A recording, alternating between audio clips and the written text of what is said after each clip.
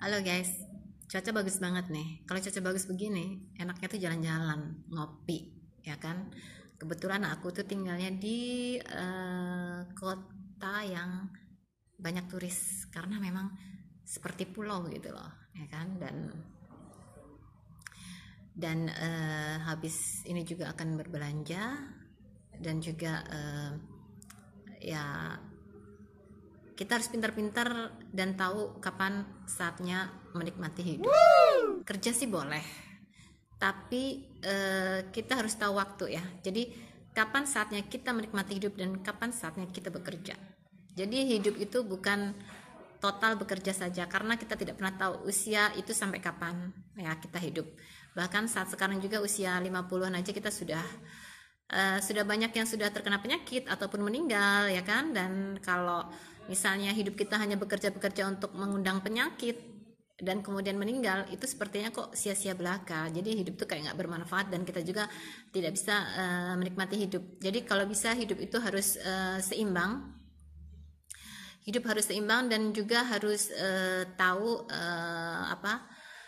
mana yang sekiranya itu kita bekerja keras dan tahu kapan sekiranya waktunya kita itu untuk liburan atau stop dari pekerjaan dan menikmati hidup. Karena kalau dipikir-pikir kerja kerja kerja itu akan selalu ada ya dan terus menerus ya. Tapi kalau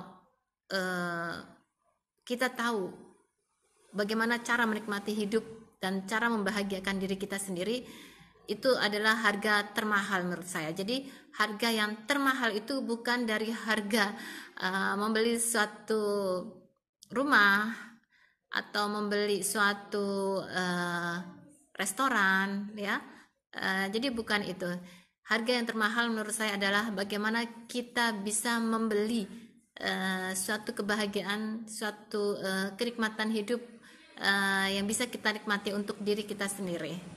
Karena kalau orang sibuk ya, orang yang sudah terlalu banyak pekerjaan, itu sudah tidak ada lagi memiliki waktu untuk dirinya sendiri.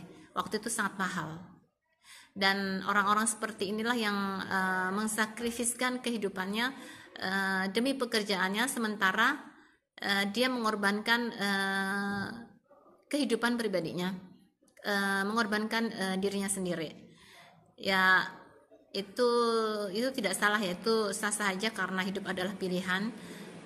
Cuman kalau menurut saya tuh sayang banget. Jadi kalau bisa kita tuh harus bisa juga mencintai diri kita sendiri. Yes. Dan juga mencintai pekerjaan. Jadi hidup itu harus seimbang supaya kita tidak menyanyiakan hidup, menyanyiakan Tuhan yang telah memberi kehidupan kepada kita.